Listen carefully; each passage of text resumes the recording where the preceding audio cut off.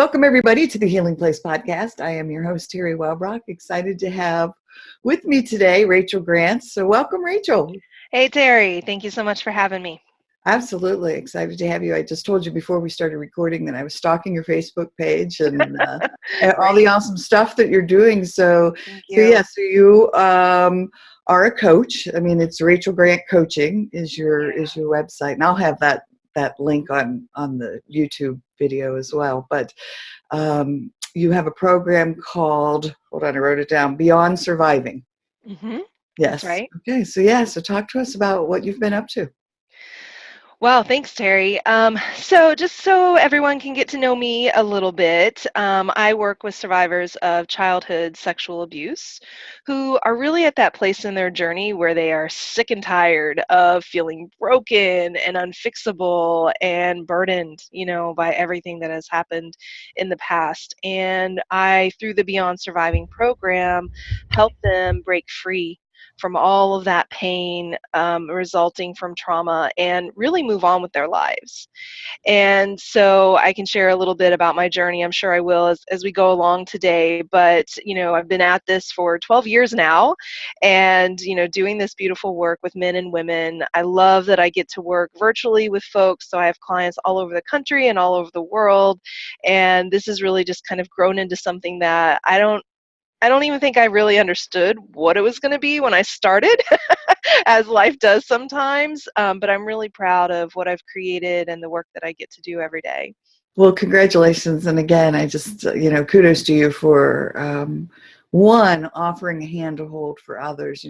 I talk a lot with podcast guests, but also, when I give presentations and talk, and when I write in my blog and say, the more of us that are shining our lights of hope that then can reach back into the darkness and help those who are struggling. And that's certainly, what you're doing, and that light work that you're doing is just beautiful. So thank you. You're welcome. Yeah, it's a real joy. I mean, to be able to, I really think that we are all so very interconnected, and that, when you heal, I heal. And so, the more people on this planet who we can support in that process and bring into a place of wholeness, I think the better off we all are.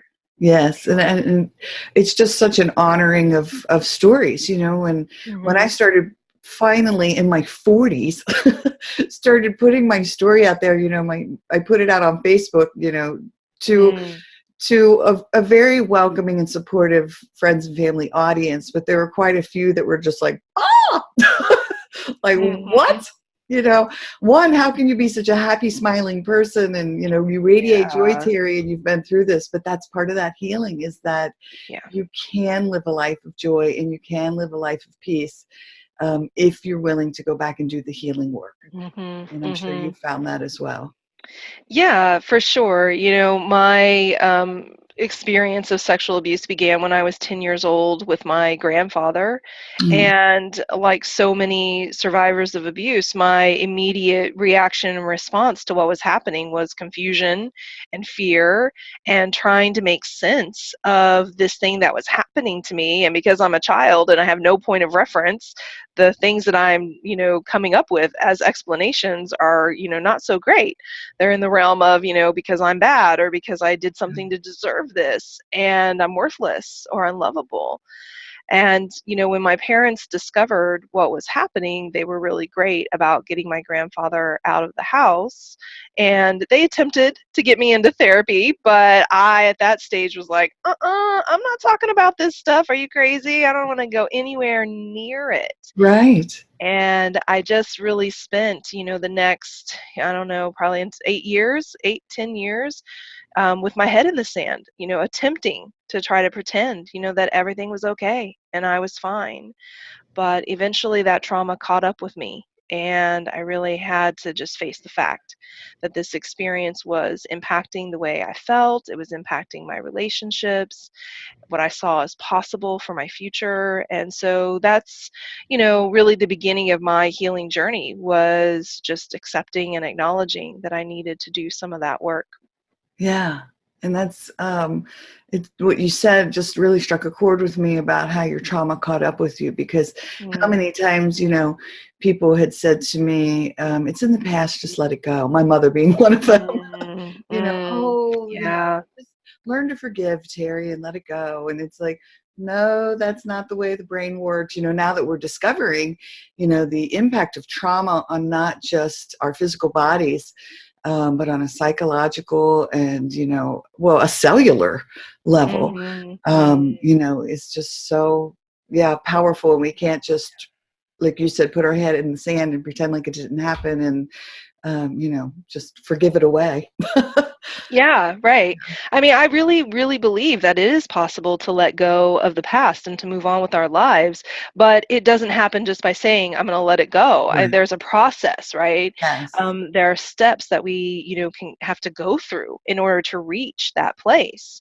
And, that really became the focus of my journey at a certain point. I had a moment right after I went through a divorce. I'd been in a 10-year relationship that was very abusive.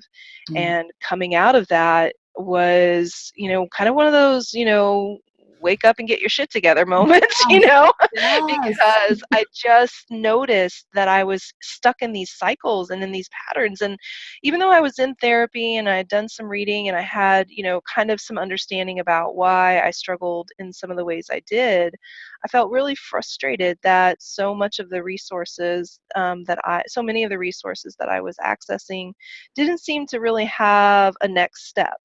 It was all about, naming and acknowledging, which was important, but I wanted to know what to do about all of this. Like, how do I actually change? How do I actually heal?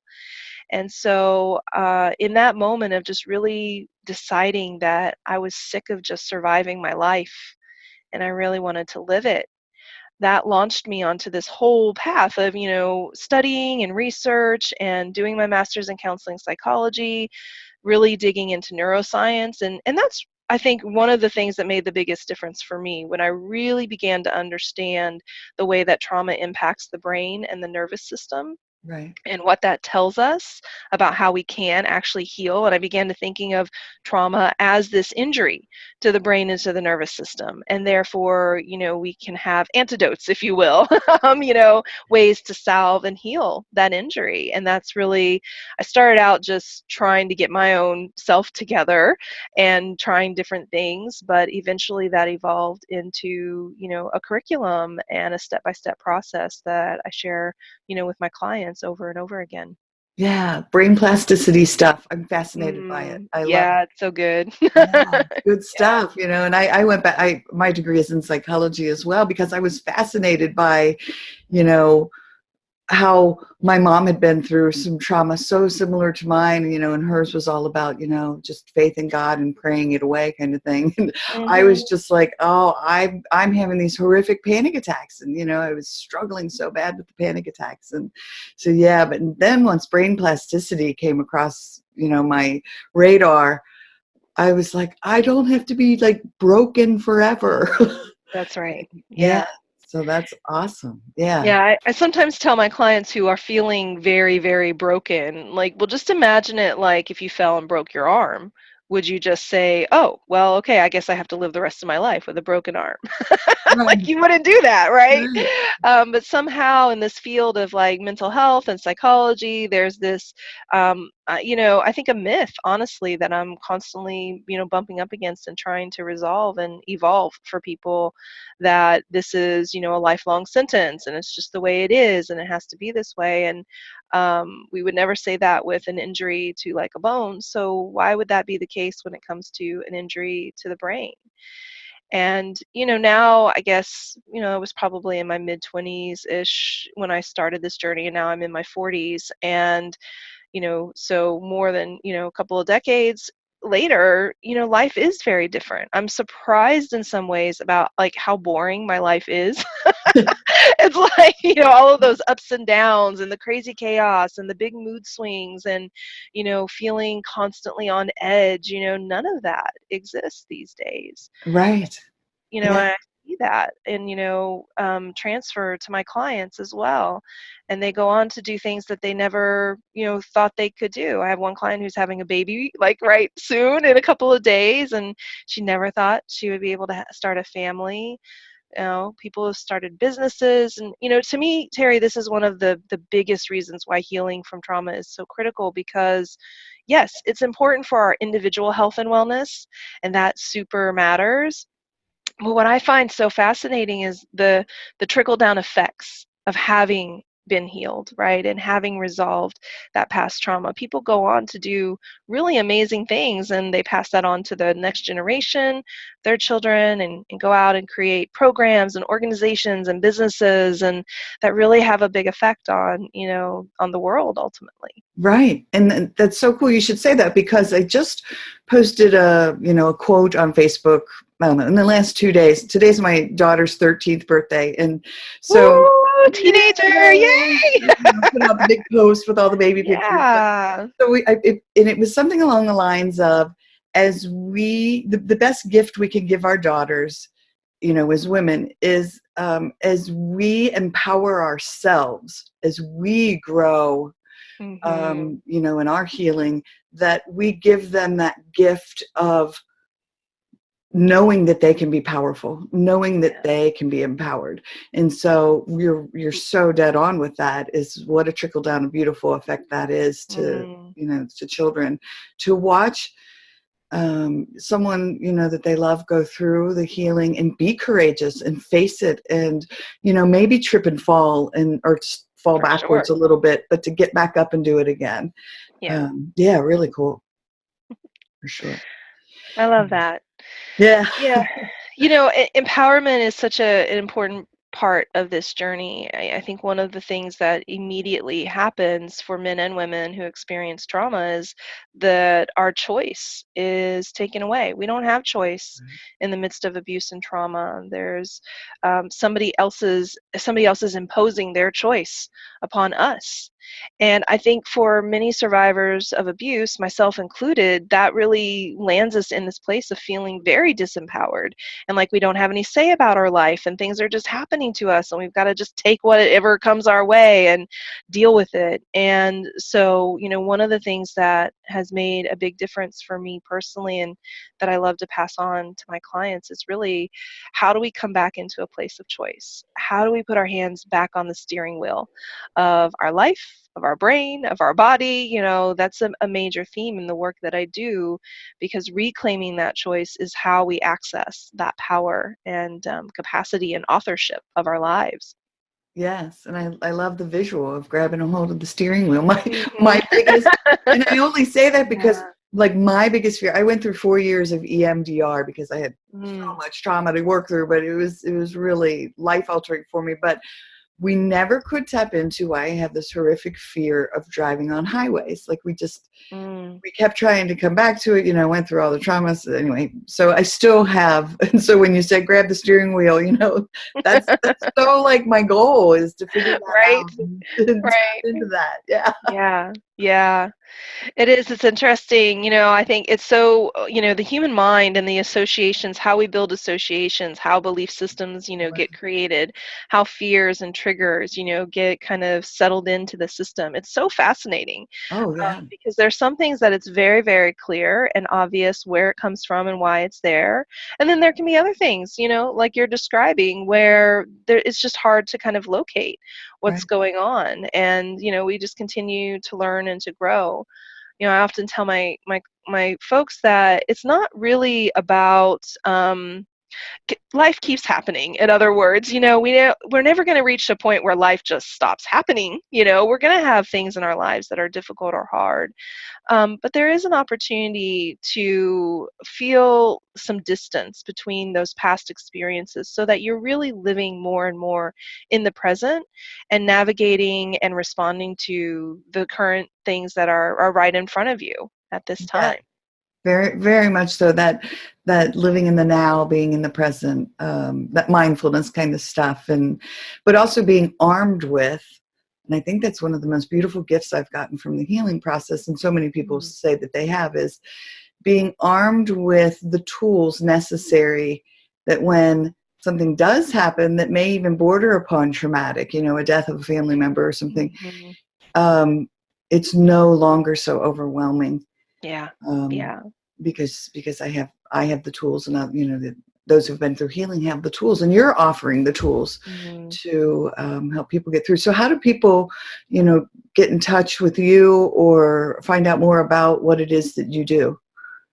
So the best place to start is at my website, rachelgrantcoaching.com.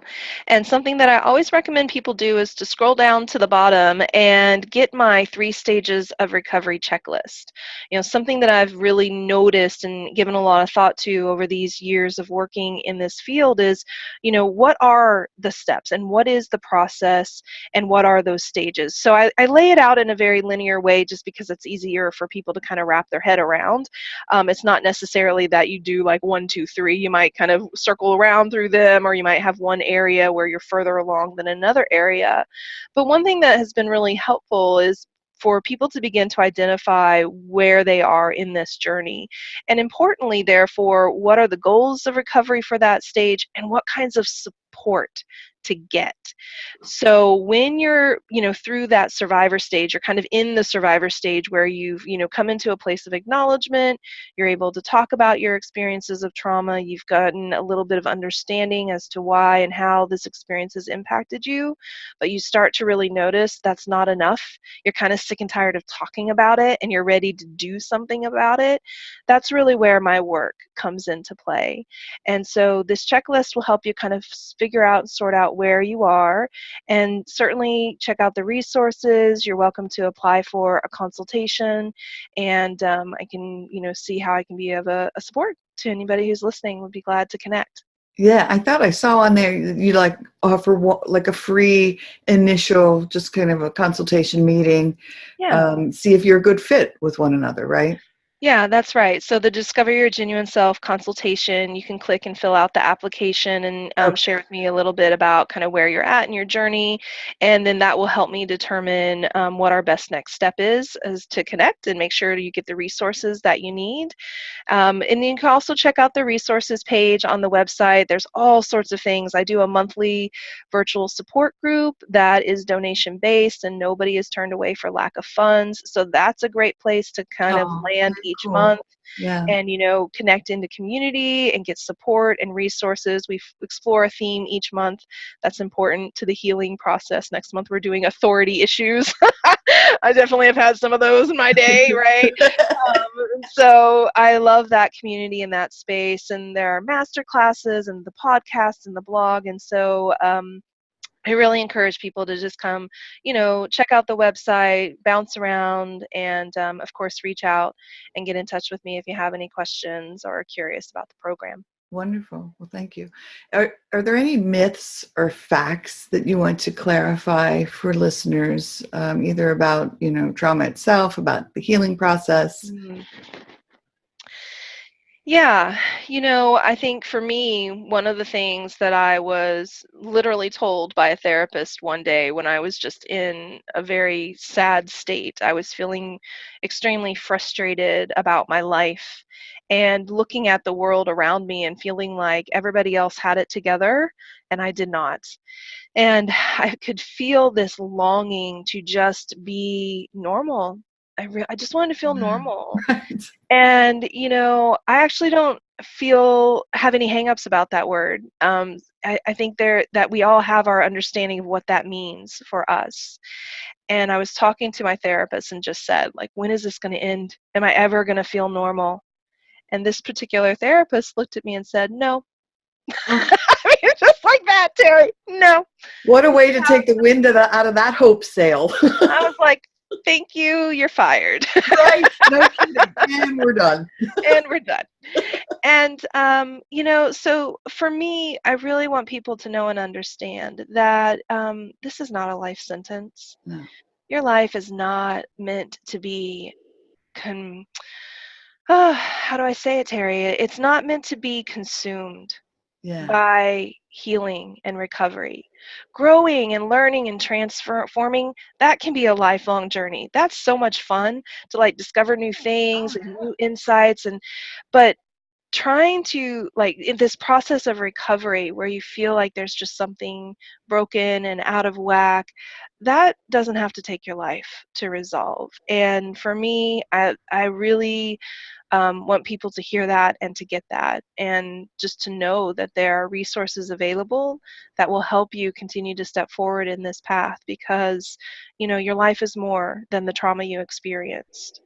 I love that message. I mean, truly love that message. And what popped into my head was, when I now get onto a highway, as a passenger, and, I have my highway phobias still, it no longer goes to a panic attack because I'm so gentle with myself.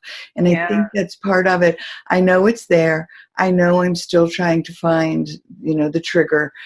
But I don't push it. I told myself it'll come to me when it's meant to come to me, and I'll Hmm. continue to do the work. But I'm also learning to be very gentle with myself. Has been, again, just a Yeah. huge shift and life altering for me. Yeah. And it no longer, what you just said, it doesn't make it about constantly feeling like I'm broken, or, having to be like always on this healing, trying to fix it. Hmm. I Hmm. just live my life and know that this is part of the journey. Yeah, I love that. I dig that so much. Yeah, thanks. Thank you.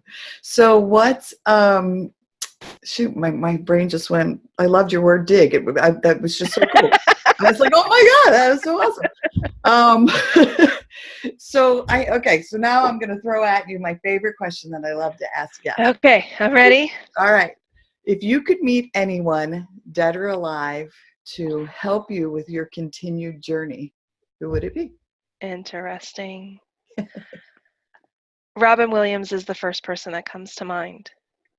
And when I was a kid, I remember watching Dead Poets Society, and I was going to be that guy. I already knew I wanted to be a teacher. And then there was something about watching him like engage with literature in the way he did in that film. And I was like, that's it. That's what I want to do. I want to be an English teacher. And Robin Williams just continued to be a resource for me, all the way up to Good Will Hunting, his character in that film. Later in my life, when I was in my healing journey, and he was my therapist through that film. you know, I was sitting there like I was in the chair and like receiving those words from Right. him. And the other thing that I adore about Robin Williams is his humor. And for me, sometimes people are kind of surprised how much we laugh in this, program and goof off, because life is too short to be that serious. And there is room for levity and lightness, even in the space of things that are really dark and Yeah. tragic. Yeah. And so he's always been just someone who I've admired and appreciated, and certainly wish he was still here with us. Right. Right. Yeah. What a beautiful soul. And I've just heard amazing things about him. One of my podcast guests that was on here had done a movie with him, and just was saying he really was a genuinely beautiful soul, Hmm. which is cool from somebody, that knew him and did a film with Yeah. him. So Yeah. yeah, that's awesome. That what he portrays really is, Who he is. life. Yeah. So, Yeah. yeah. And laughter. Yeah. It is such medicine. It's Mhm. medicine for the Mhm. soul, and it's good for us. And you're right. Even in this dark subject, yeah, kind of keeps us from crying, right? Right. Yeah. Yeah. Exactly. Right. Exactly. Well, anything else that you want to touch upon, or talk about? Hmm. Hmm. Thank you for that question. My goodness, what a landscape of opportunity. Right. Right. Yeah. Something I'll just mention is I recently participated in a storytelling project. And when I signed up for this workshop, I did so with the intention of, I'm going to revisit my, abuse story and come at it from a different angle, or take it a little deeper, or, see what else is still sitting there. And then by the end of the first workday, I was like, I am so not interested in telling that story and dealing with it or looking at it. And it really brought to light for me, I think, something that I care deeply about, which is supporting people in integrating this experience into their lives so that the experience of abuse and trauma becomes like a thread that is a part of the tapestry of their lives. But it's not like the whole damn blanket. And Yeah. so, right? And then in some ways getting bored with that story. Like, I'm over it. I'm bored with it. I don't care about telling that story again. It doesn't need to be center stage. And so I just share that by way of, encouraging those of you who are in this process. For now, your story, your experience is likely in the spotlight. But cultivate a mindset that this experience is just one of many experiences in your life, that there are all sorts of stories for you to tell and all sorts of experiences for you to explore, and that as you continue to resolve and heal this trauma, one day you will look up and be like, yeah, I'm kind of bored about it. Don't really Yeah. care about it anymore. Right. It sounds like a great book title, like The Whole Damn Blanket. Right on. Right. Planting the seed, Teri. Oh my goodness. All right. Love that. That's fantastic. Like I so got it when you said it. I was like, yeah, that's it. Yeah. It's Yeah. just, it is just part of the story, but not the whole thing. That's right. Yeah. Very cool. I love it. I love it. So what did you utilize along your, you said um, that after about 8 years or so, you had realized that you needed to start on this healing journey, or didn't even realize, maybe you just started upon it. Is there anything in particular that you utilized to help you along your way? Yeah, I read everything I could possibly get my hands on. Some really important books along my journey were Daniel Siegel's book on the developing mind. That is when I really started to understand the way that the brain actually impacts the way that we relate to each other, and how the brain is wired and how it works and how trauma impedes that. I'm also really fascinated with Nadine Burke Harris's work right now. She just wrote a book called The Deepest Well, and Hmm. that's adding just more layers. As we begin to think about the impact that trauma has on our lives, and the sooner we can catch that and begin to screen for that in schools and in medical professions, I the better we're going to be at intercepting trauma earlier on, and so that people can receive that healing and that support early and not spend so much of their lives impacted by it, is really great. Right. Yeah. Another book that I really love that I just read over and over and over again was The Way of the Peaceful Warrior by Dan Millman. And there's just so many beautiful little nuggets in that book, and it just kept hope for me. It just inspired me, and yeah, it just brought a lot of kind of joy and light to my life as I went along. I have not read that, so I'm going to add that to my Yeah, it's a list good of one. books. Yeah, for sure. Yeah, That had not come across my radar yet, so thank you for that. you're welcome. Yeah, absolutely. I love, coming across these books that I'm that person that reads 19 books at one time. Some people Uh-huh. are like, Yeah, I'm very similar. how can you do it? But I'm reading. I'll have like one on, You Are Not Your Brain, um, about brain plasticity. But then I'll be reading, Janet Ivanovich, something Stephanie Plum, so Uh-huh. fun novel, my Yeah. like my beach read. But and it kind of goes all over. But I just have to, yeah. I can dive all into all of them at once. I love So that. it makes it fun. So yeah. All right. Well, I again, if there's anything else that you want to touch upon or talk about, Hmm. feel free. Well, I just want to offer gratitude. I just appreciate that we're living in a time where we can have these conversations so much more publicly and openly. And, I think as we continue to tackle the shame that, sits around trauma, that we get people talking more and more and coming forward sooner rather than later. And we begin to understand that this experience is, is in many ways a universal experience, unfortunately.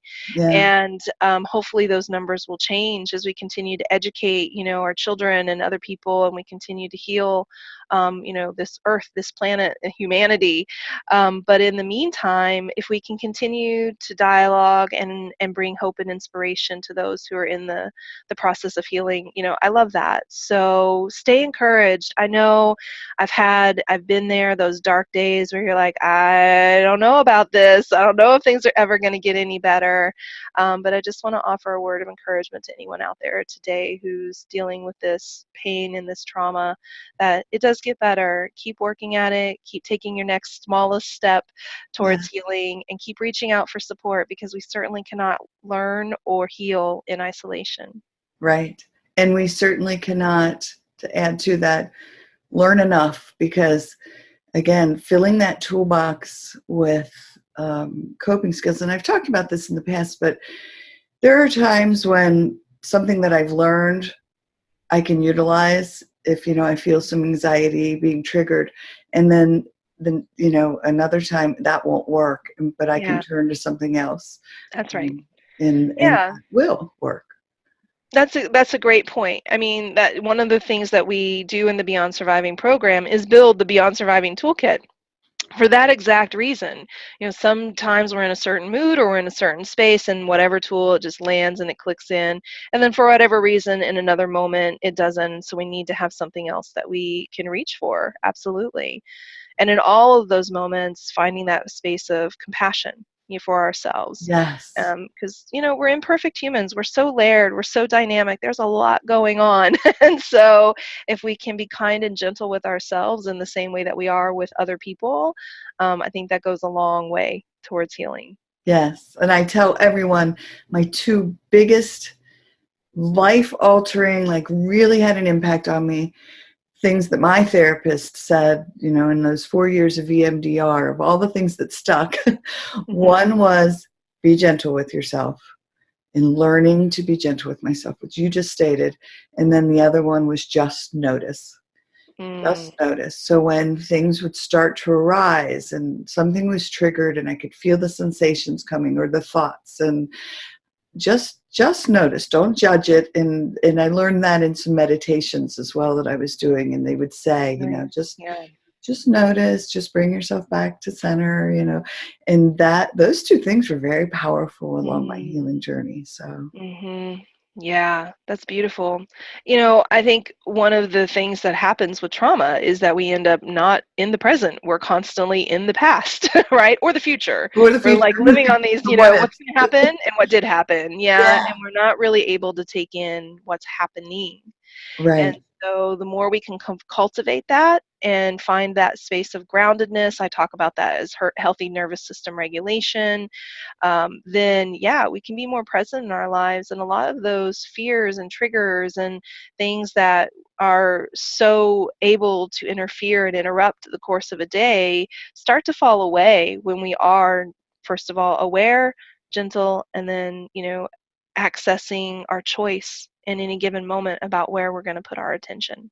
Yes, absolutely. And I love the whole mindfulness thing, which is what you're alluding to, and being in the now, is Hmm. that, when I can let go of a trigger from the past or worry about the future, I'm like, oh, there's a ladybug on a pretty Right. flower. Like, oh my Yes. gosh, I'm right back here in this moment, Yeah. and it's beautiful, and everything Yeah. around me is very calm and peaceful, and I'm okay right here where I am. I dig Yeah. that. Yeah.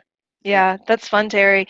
I love the way that that represents just our capacity to see more when we're present. And there's a lot of scientific studies, have looked at the impact that focus has on the brain. We're constantly teaching our brain what to prioritize and what to pay attention to. So if you're out in the world looking for pain or distrust or being taken advantage of, or I'm not good enough, or I'm unlovable, you will find that. Right. But as you begin to retrain the brain and shift that focus, you start to see all of the things that are around you and see life. It's kind of like seeing life in color again. There's so Yes. much more going on than what we initially perceive most of the time. Right, right. I find hearts everywhere. Like that's my thing. Mm. And so, yeah, even on my website, I have like a dedication page just of hearts, pictures of hearts I found. But I truly do, like, again, people were like, "You've got to be kidding me!" I took a hike with a friend the other day. We live near a nature center. We were walking along, and I was gasping for air because I'm way out of shape. So I was like, "Hold on!" As we were climbing this Give hill, me a second. I was like, Yeah. "Oh my God." And I said to myself, all right, let's stop and smell the flowers for just a minute. And I Mm. turned my head, and when I did, there was a leaf with a heart, like a bug had eaten, and it was like this perfect heart. So I turned to my friend Chris, and I was like, well, I was going to stop and smell the roses, but I said, look, and she was like, of course, like as we're walking Right. along in this big giant, forest, you stop to catch your breath and you turn your head and there's a Right heart there. on the That's so so fun. yeah, I yeah. love it. Yeah, the mysteries of life. I love that so much. There's so many amazing things to It explore. is, it is. Yeah. It's wonderful. Well, it has been such a joy having you here on air with me. Yeah, I love the work you're doing. And again, thank you for shining that light of hope and Mm. for helping others along their healing journey. Wonderful. Thank you so much for the opportunity. It's been such a joy to connect with you and your community. Thank Oh, you. thank you. Everyone, thank you for joining us today. And until next time, remember, be gentle with yourselves. Mm. Thanks. Bye-bye.